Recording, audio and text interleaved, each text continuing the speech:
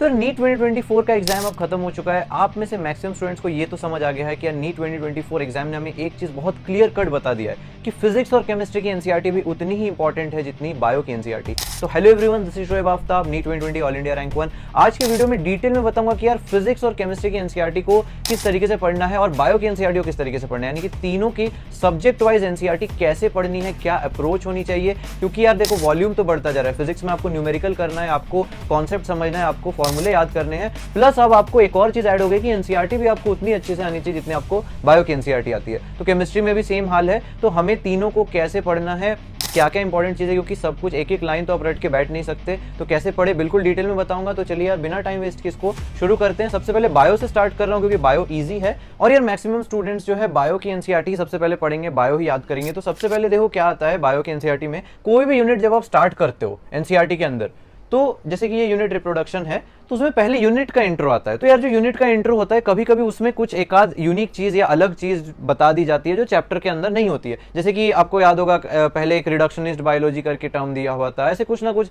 आपको यूनिट के इंट्रोज में कुछ अलग सा मिल जाता है, कुछ न्यू मिल जाता है। तो आपको कहीं पे भी लग रहा है कि यार यहाँ से स्टेटमेंट बेस्ड सवाल बन सकता है, या फिर यहाँ से यार जो ये टर्म है ये चैप्टर्स के अंदर नहीं दिया हुआ है लेकिन यूनिट इंट्रो में दिया हुआ है, तो उस टाइप को आप अंडरलाइन यहाँ पे कर सकते हो। जैसे मेरे को एक लाइन अच्छी लग रही है कि यार wild individual organisms die without fail, species continue to live through millions years unless threatened by natural और anthropogenic extinction। तो ये लाइन मैंने अंडरलाइन कर दी। तो इस टाइप से जो लाइन मेरे को लग रहा है कि यार इंपॉर्टेंट है, स्टेटमेंट में आ सकता है, वो मैंने अंडरलाइन कर लिया। फिर आता है साइंटिस्ट। कोई भी यूनिट हो, यूनिट के स्टार्ट में एक ना एक साइंटिस्ट होगा। चैप्टर के स्टार्ट में नहीं होगा, हर चैप्टर के स्टार्ट में साइंटिस्ट नहीं होंगे, लेकिन हाँ हर यूनिट के स्टार्ट में एक ना एक साइंटिस्ट देखना मेंशन्ड होता है। तो साइंटिस्ट के बारे में क्या पढ़ना है हमें? साइंटिस्ट में बस ये कि यार कॉन्ट्रीब्यूशन क्या है, अवार्ड क्या जीता है साइंटिस्ट ने। ऐसा नहीं कि यार एक एक लाइन रट रहे हैं कि भाई नवंबर 1904 में इनका जो जन्म हुआ था, ऐसे सबके नहीं रटने। वो सिर्फ मान लो मेंडल हो गया, जो मेन इंपॉर्टेंट साइंटिस्ट जो चैप्टर के अंदर जो साइंटिस्ट मेंशन्ड है उनके ईयर आप फिर भी याद कर सकते हो। बट इन साइंटिस्ट के लिए ऐसा नहीं कि भाई कहाँ बॉर्न हुआ, जयपुर, ऐसा नहीं रट रहे, ऐसा नहीं, फालतू चीजें नहीं याद करनी। बट हाँ, क्या कंट्रीब्यूशन दिया उन्होंने और जो है क्या क्या अवार्ड्स वगैरह उन्होंने जीता, इस टाइप से आप याद कर सकते हो। देन आ जाओ यार कि चैप्टर का इंट्रो आता है, फिर चैप्टर स्टार्ट हो जाता है, चैप्टर का इंट्रो आता है। चैप्टर के इंट्रो यूजुअली जो है मतलब यहाँ पे इंपॉर्टेंट इतने नहीं होते, चैप्टर के इंट्रो में ज्यादा इंफॉर्मेशन नहीं मिलती है। तो चैप्टर इंट्रो इतना इंपॉर्टेंट नहीं है। लोग क्या करते हैं, एकदम पहले लाइन से रटना स्टार्ट करते हैं, are we not lucky that plants reproduce sexually. तो कोई मतलब नहीं है, बस इंपॉर्टेंट चीजें आपको याद करनी है। एक एक लाइन है, भले ही आपको याद करनी, लेकिन इंपॉर्टेंट लाइन है। चलो ठीक है।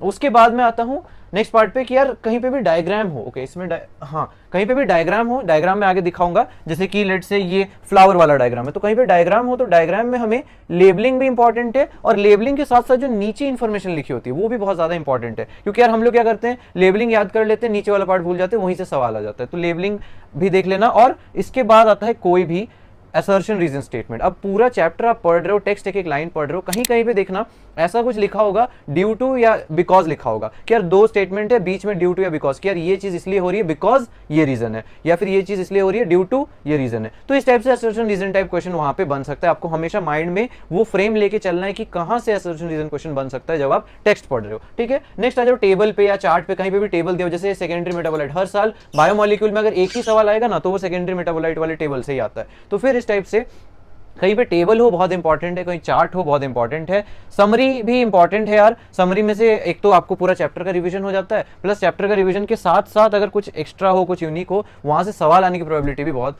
ज्यादा होती है। तो क्वेश्चंस वगैरह देख लेना एक बार, जरूर समरी भी पढ़ना। सो यार ये तो हो गया एनसीईआरटी बायो की बात। अब मैं फिजिक्स और केमिस्ट्री की बताऊंगा, लेकिन उससे पहले बता दूं कि लेट से आप एनसीईआरटी पढ़ रहे हो, एनसीईआरटी पढ़ते पढ़ते दो तीन स्टेटमेंट आपको ऐसे मिले कि यार ये समझ ही नहीं आ रहा है, इसका क्या मतलब हुआ, या फिर मेरे को यहाँ पे क्लियर ही नहीं हो पा रहा है कि ये है क्या। तो उसके लिए एक बढ़िया सॉल्यूशन है। मेरे टाइम पे बहुत दिक्कत होती थी यार, मैं जाता था, मैं एक दिन का वेट करता था। एक तो वहां पे मैंने क्वेश्चन मार्क लगा दिया, और कभी कभी मैं भूल जाऊं, और नहीं भी भूलता हूं तो फिर मुझे एक दिन का वेट करना है कि भाई अगले दिन जब मुझे टीचर्स मिलेंगे, वो भी अलग टाइम पे, डाउट वाले टाइम पे मैं जाता था उस टीचर के पास जाके मैं पूछता था कि यार आप सर ये लाइन का मतलब समझा दो। उसमें भी दिक्कत ये कि भाई वो उसने कम टाइम में हो पाए नहीं हो पाए। इसलिए बढ़िया सॉल्यूशन है यार फिलो ऐप।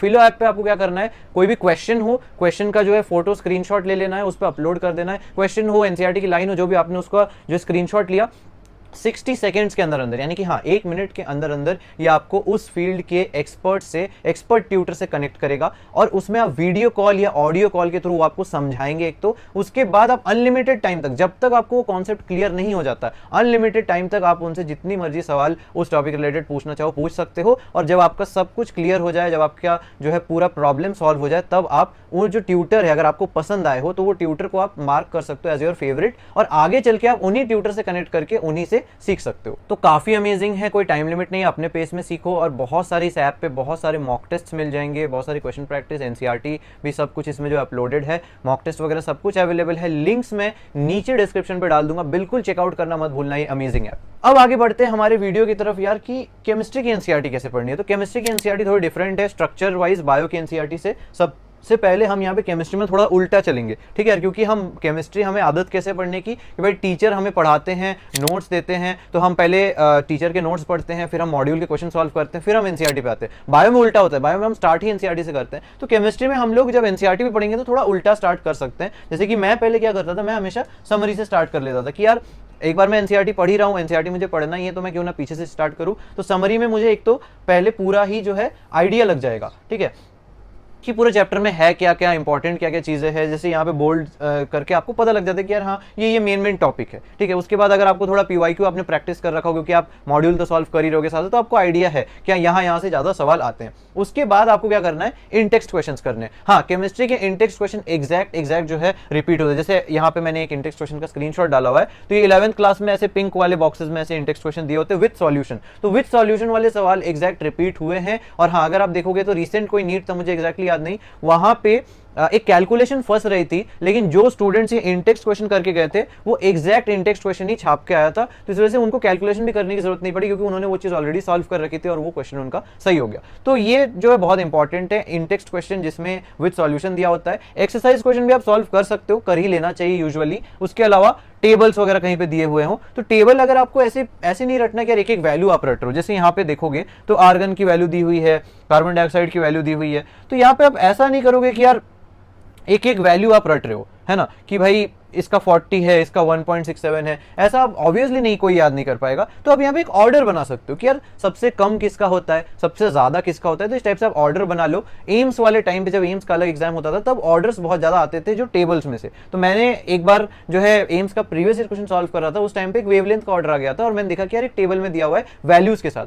आपको कभी भी टेबल में ऑर्डर नहीं दिया जाएगा, आपको खुद से वो ऑर्डर बनाने। तो ऑर्डर पता होना चाहिए, किसका ज्यादा है किसका कम है पता होना चाहिए, ट्रेंड क्या है पता होना चाहिए, ठीक है। जैसे यहाँ पे आपको पता होता है कि भाई जो के वाला जो वैल्यू है यहाँ पे वो इंक्रीज, जो हेनरी लॉ कांस्टेंट की आई थिंक यहाँ पे बात हो रही है, तो हेनरी लॉ कांस्टेंट में जो है वो क्या होता है, increase with the decrease in temperature. तो ये टेम्परेचर से इनवर्स रिलेशन है, तो इस टाइप से आपको पता होना चाहिए, ठीक है। तो ये सब आपको बेसिक आइडिया होना चाहिए। इसके अलावा केमिस्ट्री एनसीईआरटी में क्या क्या इंपॉर्टेंट है, देखो कहीं पे भी कोई ग्राफ आए तो ग्राफ में आपको एग्जैक्ट ग्राफ रटने की जरूरत नहीं, लेकिन हाँ क्या ट्रेंड है कि भाई स्ट्रेट लाइन कर्व है या फिर जो है पैराबोला है, हाइपरबोला, जो भी है, जो वेरिएशन है वो आपको पता होना चाहिए। इंक्रीजिंग है, डिक्रीजिंग है, अप्स एंड डाउन है, वेरिएशन है, आपको एटलीस्ट बेसिक आइडिया होना चाहिए कि हाँ आपको अगर वो एग्जाम में आ जाता है तो आपको माइंड में याद आना चाहिए कि हाँ ये ग्राफ तो मैं देखी थी केमिस्ट्री की एनसीईआरटी में और ऐसा कुछ उसका पैटर्न होता था। तो एटलीस्ट ब्रीफ आइडिया हो ग्राफ में क्या एक्स एक्सिस पे क्या है, वाई एक्सिस पे क्या है पता होना चाहिए, क्या वेरिएशन है पता होना चाहिए। तो ग्राफ्स बहुत इंपॉर्टेंट है। हमारे टाइम पे फिजिक्स की एनसीईआरटी से एक ग्राफ आ गया था जिसके बहुत सारे क्वेश्चंस, बहुत सारे स्टूडेंट ने जो है गलत किया था, ठीक है।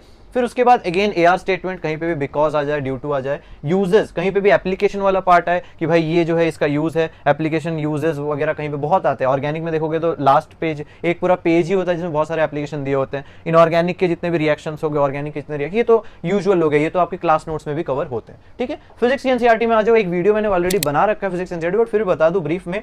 पॉइंट्स टू पॉन्डर बहुत इंपॉर्टेंट है, बहुत सारे असर्शन रीजन क्वेश्चन आते हैं, स्टेटमेंट बेस्ड क्वेश्चन आते हैं इस साल जो है, अब नीड में और ज्यादा आने लगे हैं। पॉइंट्स टू पॉन्डर पढ़ना, समरी पढ़ना मत भूलना। इस साल एटम्स वाला क्वेश्चन न्यू एनसीईआरटी की समरी में से आया हुआ था, कंट्रोवर्शियल है अभी भी, ठीक है। तो समरी पढ़ना बिल्कुल मत भूलना, पॉइंट्स टू पॉन्डर मत भूलना। ब्लू बॉक्सेस कहीं पे दिए हुए हो, ब्लू बॉक्स में कुछ एक्स्ट्रा इन्फॉर्मेशन कुछ अच्छा सा लग रहा है वो पढ़ लेना।